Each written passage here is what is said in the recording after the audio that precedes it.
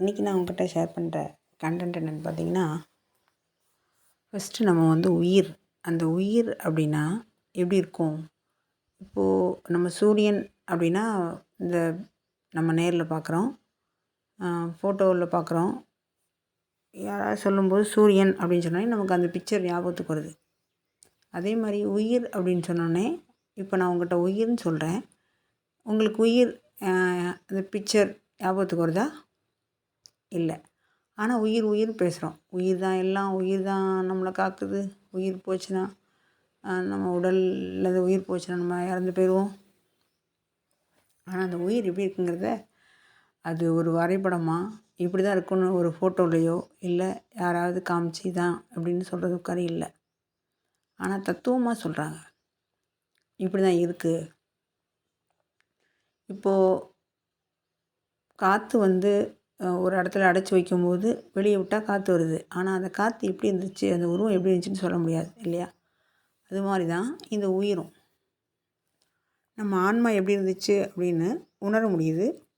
என் ஆன்மாலேருந்து சொல்கிறேன். என் ஆன்மா வலிக்குது, என் ஆன்மா ஆனந்தமாக இருக்குது, என் ஆன்மா பரிபூர்ணமாக இருக்குது அப்படின்னு சில பேர் சொல்கிறாங்க. அனுபவிச்சிருப்பாங்க, அனுபவத்தை சொல்லியிருப்பாங்க.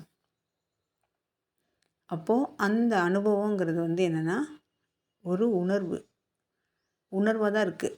அது எண்ணமாவோ செயலாவோ இல்லை. எண்ணமாவோ செயலாவோ விளைவாவோ இருக்கிறது மனம். அப்போது இந்த உணர்வாக இருக்கிறது மட்டும்தான் உயிர்.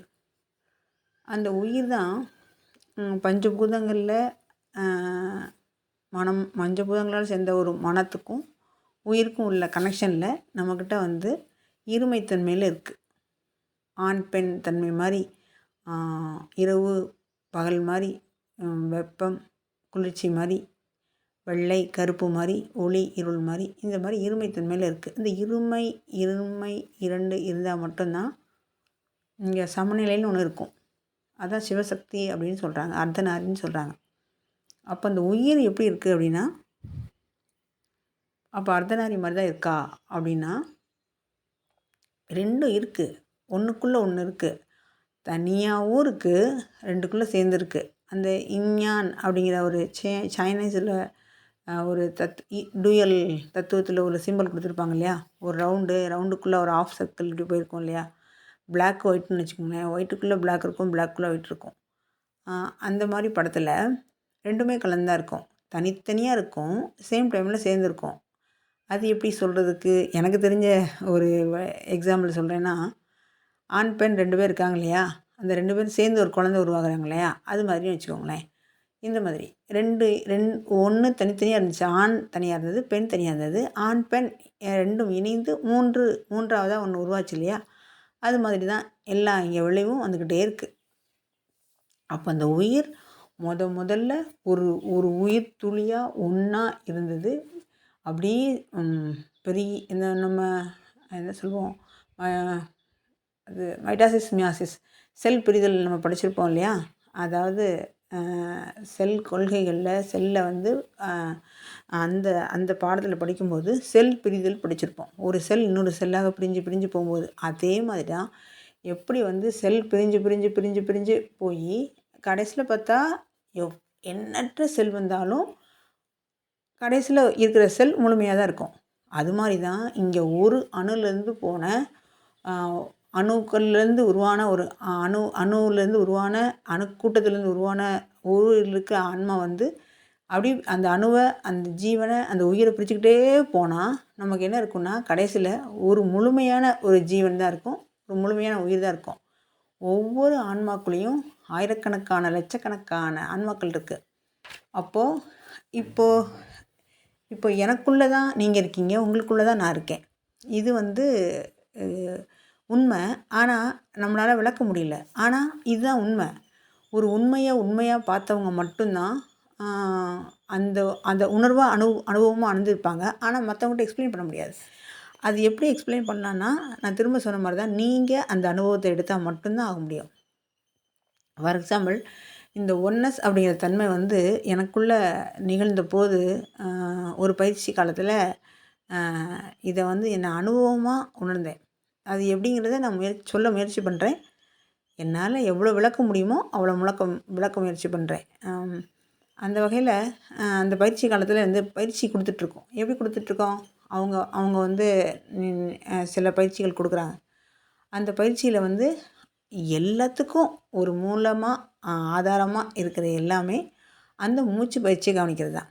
அந்த மூச்சை ஏன்னா இந்த பிரபஞ்ச ஆற்றலாக இருக்கிற அந்த அணு, அந்த உயிர், அந்த அந்த உயிர் திரளை நம்ம அந்த சுவாசமாக உள்ளே இழுத்து நம்மக்கிட்ட மூலாதாரத்தில் கொண்டு போய் மூலாதாரத்துக்குள்ளே உள்ள சக்தியோடு இணைச்சி அந்த அந்த வாசனைகள் ஞாபகம் அந்த பழைய நம்ம பிறப்பு எடுத்து வந்திருக்கிறதெல்லாம் உள்ளே வந்து அதுக்குள்ளே ஒரு கனெக்ஷன் ஆகி இதாகி திரும்ப வெளியில் போய் அந்த பிரபஞ்சத்தோடு திரும்ப கனெக்ஷன் ஆகுது.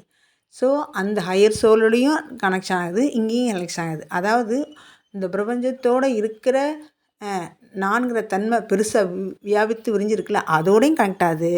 அது அப்படியே திரும்ப சுருங்கி வந்து ஒரு யூட்டர்ன் அடித்து திரும்ப எனக்குள்ளே வந்து இந்த உடல் இப்போ நான் பேசிகிட்டு இருக்கேன்ல, எனக்கு இந்த உடலுக்குள்ளே இருக்க ஒரு மூலாதாரத்துக்குள்ளே போய் அந்த அந்த இதோட சேர்ந்து ஒரு மிங்கிள் ஆகி ரெண்டும் சேர்ந்து கனெக்ஷனில் தான் அப்படி அந்த எனர்ஜி ஃப்ளோ போயிட்டே இருக்குது. அந்த எனர்ஜி ஃப்ளோ போயிட்டே இருக்கும்போது தான் நமக்கு வந்து பல ஜென்ம ஞாபகங்கள் வருது, என்னென்னமோ கண்டுபிடிக்க முடியுது, புதுசு புதுசாக உணர முடியுது, சுவைகள்லாம் சாப்பிட்றோம். இப்போது நான் வந்து போன ஜென்மத்தில் நான் அமெரிக்காவில் பிறந்திருப்பேன்னு வச்சுக்கோங்க.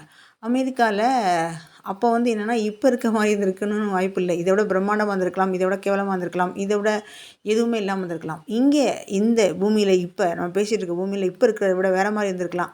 அதான் திரும்பவும் சொல்லுவேன்ல, 1000 வருடங்களுக்கு முன் இப்போது அமெரிக்கா இருக்கும் வளர்ச்சி அடைந்தது போல் தமிழ்நாடு இருந்ததாம். 1000 வருடங்களுக்கு முன் அப்போ சோழர்கள் காலத்தில் தான்.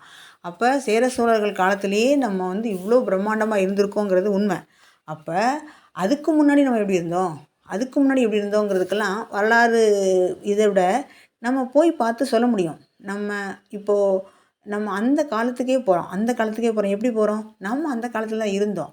இங்கே ஒன்று தான் இருக்குது, எல்லாமா இருக்கும்போது நம்ம அந்த காலத்துக்கு போகக்கூடிய டெக்னாலஜியும் அந்த அந்த வழிமுறையும் தொழில்நுட்பமும் தான் நம்மக்கிட்ட இல்லையே ஒழிய அப்படி ஒன்று இல்லாமல் இருக்குதுன்னு இல்லவே இல்லை. இப்போது அந்த அந்த ஒன்னஸ் எப்படிங்கிறத அனுபவத்தை சொல்லணும்னு வந்தது இங்கே மாறிட்டேன். இப்போது அது என்ன கேட்டிங்கன்னா, அந்த பயிற்சியில் கொடுக்கும்போது இதை நான் உங்கள்கிட்ட பேசும்போது அந்த ஞாபகம் வந்ததுனால நான் யோசிக்கிறேன் அந்த பயிற்சியில் என்ன நடந்துச்சுன்னு. அதனால் இப்படி கொஞ்சம் இதாகிடுச்சு.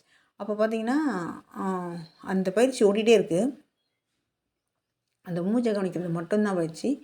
அந்த பயிற்சியே இருக்கும்போது எனக்கு வந்து அது ஆரம்ப காலகட்டங்களில், அதாவது உண்மையை சொல்லணுன்னா இடைக்காடர் மாதிரி நான் ஒரு ஆட்டு மேய்க்கிற மந்தையை விட ஒரு ரொம்ப கீழ்நிலையில் உள்ள ஒரு ஆன்மா, ஒரு உயிர். எனக்கு என்னோடய பின்புலமோ முன்புலமோ ரிஷி மூலமோ எனக்கு எதுவுமே தெரியாது. நான் யோக நிலை கற்றுருக்கேனா, யானம் அடைஞ்ச பரம்பரையிலேருந்து வந்தேனா, இல்லை வாழையடி வாழையாக இருந்தேனா, அப்போ எனக்கு எதுவுமே தெரியாது. ஆனால் ஏதோ ஒரு உந்துதல் என்னை இழுத்துகிட்டே போனது மட்டும் உண்மை. அந்த வகையில் நாகர்கோவிலில் இந்த ஒரு பயிற்சி நடந்துச்சு. அந்த பயிற்சியில் வந்து பார்த்திங்கன்னா, அந்த பயிற்சியில் கொடுத்துட்ருக்க உச்ச நிலையில் அந்த அந்த நம்ம வந்து இப்போ வந்து எப்படி உச்சநிலைன்னு சொல்கிறோன்னா, ஒரு குக்கரில் சாதம் வைக்கிறோம். அந்த சாதம் வந்து அடுப்பு மூட்டி சாதம் வைக்கிறோன்னு வச்சுக்கோங்க. சாரி, குக்கரில் வேணாம், பாத்திரத்துலேயே வச்சுக்கலாம். ஒரு பாத்திரத்தில் தண்ணி ஊற்றி விறகு வச்சு விறகு எரிஞ்சிட்டு இருக்கும்போது தண்ணி கொதிக்க ஆரம்பிக்கும்போது அரிசி போட்டு அரிசி வந்து கொதி வந்தோடனே அந்த பபிள்ஸ்லாம் மேலே போய் கீழே போய் வரும்ல, அந்த கீழே போய் வர நேரம் வந்து அந்த ப்ராசஸ் வந்து வச்சுக்கோங்க. இந்த மாதிரி ப்ராசஸ்லாம் நடந்துகிட்ருக்கு. அதோட வெளிப்பாடு எப்படி இருக்குன்னா, சாதம் தட்டில் வந்து நம்ம உணவு உண்றதான் அதோட வெளிப்பாடுன்னு வச்சுக்கோங்க. நம்ம அந்த பிரபஞ்சத்தோடு இணையுதுன்னு வச்சுக்கோங்க. அப்போது அந்த அடுப்பு வைப்பாங்க, அது வந்து பற்ற வைப்பாங்க. அதுக்கப்புறம் அது வந்து எரியும். முதல்ல ஸ்லோவாக எரியும். தண்ணி வந்து கொதிநிலைக்கு லேசாக வரும். அந்த பாத்திரத்தில் தன்மைக்கு ஏற்ற மாதிரி எவ்வளோ தண்ணி ஊற்றிருக்கீங்க, எவ்வளோ விறகு வச்சுருக்கீங்க, அதை பொறுத்து. அதுதான் சக்தி நிலை ஒருத்தங்களுக்கு. ஒருத்தங்க 5000 பேருக்கு வைக்கிற ஒரு அடுப்பு, பாத்திரம் இதெல்லாம் வச்சுருப்பாங்க. ஒருத்தங்க சிங்கிளாக சாப்பிட்ற அளவுக்கு வச்சுருப்பாங்க. ஒருத்தங்க 10 பேர் சாப்பிட்ற அளவுக்கு வச்சுருப்பாங்க. இது அவங்கவுங்க ஆன்மாவோட சக்தியை பொறுத்து, சக்தி நிலையை பொறுத்து, அவங்க இந்த பூமிக்கு வந்த நோக்கத்தை பொறுத்து. அவதாரங்களுக்கெல்லாம் ஜாஸ்தியாக இருக்கும். புத்தர் மாதிரி உள்ள மகான்களுக்கெல்லாம் வேறு மாதிரி இருக்கும். இப்போ நிகழ்காலத்தில் இருக்க குருக்களுக்கெல்லாம் வேறு மாதிரி இருக்கும். வள்ளலார் போன்றவங்களுக்கெல்லாம் வேறு மாதிரி இருக்கும். பேசிகிட்டு இருக்க உங்களுக்கு ஒரு மாதிரி இருக்கும். பேசிகிட்டு இருக்க எனக்கு ஒரு மாதிரி இருக்கும். கேட்டுட்ருக்க உங்களுக்கு ஒரு மாதிரி இருக்கும். ஸோ இந்த மாதிரி லெவலில் தான் நம்ம எனர்ஜி இருக்குதுன்னு வச்சுக்கோங்களேன். அப்போ அந்த அரிசி கொதிக்கிற நிலை, அந்த அடுப்போட தன்மை, அரிசி கொதித்து அந்த அரிசி வெந்து அந்த அரிசியை நான் வந்து கஞ்சியை வடிச்சிட்டு சாதத்தை எடுத்து தனியாக கொண்டு வரேன்ல, இது சமாதின்னு வச்சுக்கோங்க. நான் உணவு உண்பேன்ல, அதுதான் என்னோடய அனுபவம்னு வச்சுக்கோங்க. இதுதான் இங்கே நடந்துக்கிட்டே இருக்குது. இந்த அனுபவத்துக்குள்ளே வரும்போது, இந்த அனுபவத்துக்குள்ளே வர்றது தான் இங்கே வந்து செயல் நடக்குதுன்னு வச்சுக்கோங்களேன். அதை அந்த அந்த அனுபவம் சாப்பிட்றோம்ல, அந்த சாப்பிடும்போது என்ன ஆகுது அப்படின்னு சொன்னால், இந்த மரம் அன்றைக்கி அந்த நிகழ்ச்சியில் வந்து என்ன நடந்துச்சுன்னா, இந்த மரம், அங்கே இருக்க சூழ்நிலை, அங்கே பொருள் எல்லாமே நான் அப்படி தான் தெரிஞ்சிச்சு. நான் இந்த எதிரில் ஒரு மரம் பார்க்குறேன்னா, அந்த மரமும் நானும் ஒன்றா தெரியுது. இந்த மண்ணை தொட்டால் மண்ணும் நானும் ஒன்றா தெரியுது. அங்கே இருக்க தட்டி அந்த ஒரு அந்த இந்த இடுகு அந்த என்னது ஓலை வச்சு ஒரு ஒரு இது தடுப்பு போட்டிருந்தாங்க. அது நானாக தெரியுது. எல்லாமே நான், என்னோடய ஆடை நான், எல்லாம் எல்லா பொருளும் எல்லாமே நான் அப்படிங்கிற உணர்வு தான் இருந்துச்சு. இது உங்கள்கிட்ட நான் எக்ஸ்பிளைன் பண்ண முயற்சி பண்ணுறேன். ஆனால் அது முடியல. ஆனால் என்னோடய அனுபவத்தில் நான் பார்த்ததுனால அதை எப்படி உண்மையே சொன்னேன்னு எனக்கு இப்போ தான் புரியுது. ஏன் ஒருத்தங்க விஷயத்த வந்து அதை வந்து உணர வைக்க முடியாதுன்னு சொன்னோன்னா, அது எப்படி உணர வைக்க முடியாதுன்னு நான் ஒரு காலத்தில் நினச்சேன். இப்போ எனக்கு வரும்போது தான் அது சொல்ல தெரியல. ஒருவேளை இன்னும் கொஞ்சம் நாட்களில் நான் அதை சொல்ல முயற்சி பண்ணுறேன். இன்னும் சில வீடியோக்குள்ளெல்லாம் இதை இன்னும் கொஞ்சம் ஆழமாக யோசித்து இன்னும் விரிவாக இதை எப்படி சொல்ல முடியுங்கிறது நான் இன்னும் முயற்சி பண்ணணும்னு நினைக்கிறேன். சரி, அப்போது இந்த இந்த இப்போ இப்போ நான் வச்சுக்கோங்களேன், நான் பேசிகிட்ருக்கேன். எனக்கு இப்போ நான் இருக்கேன்னா, எனக்குள்ளே எல்லாமே இருக்குது. நான் பார்க்குற எல்லாம், இந்த பூமியில் உள்ள எல்லாமே, அண்ட சராசரங்கள் எல்லாமே நான் தான் இருக்கேன். அப்போது அந்த விளைவையும் நான் தான் அனுபவிக்கணுமா அப்படின்னு கேட்டால், இல்லை. இந்த உடலுக்கு ஏற்ற அதுதான் சுருங்கிடும். அந்த பிரபஞ்சம் சுருங்கிடும். நம்ம வாய்க்குள்ள வரும்போது அந்த அந்த அந்த காற்று வந்து எப்படி நம்ம மூச்சுக்கிட்ட வரும்போது எப்படி இந்த பிரபஞ்சம் அந்த அந்த அலைவரிசை சுருங்கி நம்ம மூச்சா வருதோ, அதே மாதிரி உள்ள பிண்டத்துக்குள்ளே அந்த பிரபஞ்சம் மாதிரி ஆகி விரிந்து வியாபித்து திரும்பியும் வெளியில் போகும்போது அந்த பிரபஞ்சமாக போயிடுது. அப்போது விரிந்தது சுருங்குது, சுருங்குனது விரியுது. இதுதான் இங்கே, அதான் உள்மூச்சு வெளிமூச்சு. அந்த வெளிமூச்சுக்குள்ளே இவ்வளோ பெரிய அர்த்தம் இதான். அப்போது இங்கே இருக்க எல்லாத்துக்குள்ளேயும் நம்ம இருக்கோம். நமக்குள்ளே எல்லாமே இருக்குது. அப்போது இப்போ நீங்கள் வந்து திருமூலர் எடுத்துக்கோங்க, தாயுமானவர் எடுத்துக்கோங்க, அப்புறம் யார் வள்ளலார் எடுத்துக்கோங்க. இவங்களுக்குள்ளெல்லாம் நம்ம தான் இருக்கோம். நமக்குள்ளேயும் தான் அவர் இருக்கார். அப்போ அவருக்குள்ளே மட்டும் இல்லை, இந்த மண்ணுக்குள்ளே இங்கே இருக்க ஒவ்வொரு அணுக்குள்ளேயும் நம்ம தான் இருக்கோம். ஒவ்வொரு அணுவாக இருக்கும். அப்போது அந்த ஒவ்வொரு அணுவாக இருக்கிறதுக்குள்ளேயும் நம்ம தான் இருக்கோம். ஒவ்வொரு ஆன்மாக்குள்ளேயும் நம்ம தான் இருக்கோம். ஒவ்வொரு பொருளுக்குள்ளேயும் நம்ம தான் இருக்கோம். உயிரற்றதுலேயும் நம்ம தான் இருக்கோம். உயிர் அல்லாததுலேயும் நம்ம தான் இருக்கோம். அப்போ இப்போ நம்ம வந்து எப்படி புரிஞ்சுக்கலாம் அப்படின்னா, இதை வந்து அனுபவத்தில் எப்படி கொண்டு வர்றது அப்படிங்கும்போது, நம்ம பயிற்சி பண்ண அந்த மூலாதாரம்னு சொல்கிறோம் இல்லையா, அந்த மூலாதாரத்தில் வந்து அந்த பிரபஞ்சத்துலேருந்து வர்ற ஒரு அலைவரிசை அப்படி நம்ம மூக்கு வழி வந்து அந்த நம்ம மூலாதாரத்துக்குள்ளே வரும்போது நம்மக்கிட்ட இருக்க ஒரு சக்தி நிலையில் இருக்குது பார்த்திங்களா, அதோடு இணைஞ்சு அந்த வெளிப்பாடு தான் நம்ம ஞாபகம் வாசனை. அதுதான் நான் யார் அப்படின்னு சொல்கிறதையும், இதுக்கு முன்னாடி நான் யாருங்கிறதையும், இப்போ நான் யாருங்கிறதையும் அந்த மிங்கிளாகிறது அந்த சந்திப்பில் தான். அதுக்குள்ளே தான் நம்ம வந்து அந்த தோற்றத்துக்குள்ளே தான், அந்த மூலாதாரம் இருக்கிற அந்த உயிர் இருக்கிற இடத்துல தான் நம்மளோட மொத்த விஷயங்கள், டேட்டா, டிஎன்ஏ, மரபணு, ஜீனு அப்படி என்னமோ சொல்கிறோம்ல, அது ஃபுல்லாக அங்கே தான் இருக்குது. நான் இத்தனை பிறவி பிறந்ததோட விட எல்லா பிறவியும் இருக்குது, எல்லாமும் இருக்குல்ல. இந்த பிரம்மமே நானாக இருக்கும்போது, இந்த இந்த ஒட்டுமொத்த இந்த அனைத்துமே நானாக இருக்கும்போது, இந்த உடல் மட்டும் இல்லை, இங்கே இருக்க ஒவ்வொரு அணு மட்டும் இல்லை, அந்த அணுக்குள்ளே இருக்க அணுவாக இருக்கிறதும் நம்ம தான். அப்போ இது நம்ம எவ்வளோ பெரிய பிரம்மாண்டங்கிறது நம்ம உணராமல் இருக்கிறதுனால தான் இது இருக்குது. இதை வந்து ஈஸியாக சொல்லிடுறோம். ஆனால் வந்து உணர்ந்தது கொஞ்சம் கஷ்டமாக இருக்கேன்னா, கொஞ்சம் முயற்சி பண்ணும்போது தான் அடுத்து வரும். அது என்ன, அதுக்குள்ளே என்ன புகுந்து இதை பார்க்கணுன்னு ஒரு ஆர்வம், ஒரு துணிச்சல், ஒரு நம்பிக்கை, இது கான்ஃபிடென்ட் வரும்போது மட்டும்தான் அதுலேருந்து நம்ம பார்க்க முடியும். அப்போ அந்த ஜீவன், அந்த உயிர் வந்து அப்படியே சுழற்சி அடைஞ்சு நல்லா யோசித்து பார்த்தீங்கன்னா, அந்த மூலாதாரத்தில் வந்து அந்த மூலாதாரத்தில் நீங்கள் பயிற்சி பண்ணும்போது வந்து ஒரு சுழற்சி வரும். ஒரு அலை மாதிரி ஒரு ஒரு எப்படி இந்த ஒரு ரவுண்டு போட்டு அப்படியே சுற்றி சுற்றி வருவாங்களே அது மாதிரி தான் இந்த படத்தில் இருக்குது பார்த்தீங்களா, அந்த நான் வச்சுருக்கேன்ல அந்த அந்த படம் இருக்க மாதிரி தான் ஒரு வயிற்றுக்குள்ளே அந்த மூலாதாரத்துக்குள்ளே இப்படி சுற்றும். அந்த காற்று தான் அப்படியே அந்த மூலாதாரத்துக்குள்ள காற்று தான் சுற்றி விசையாகி நம்ம மனமாகுது. மனம் தான் நமக்கு எண்ணம் செயல் விளைவாகுது.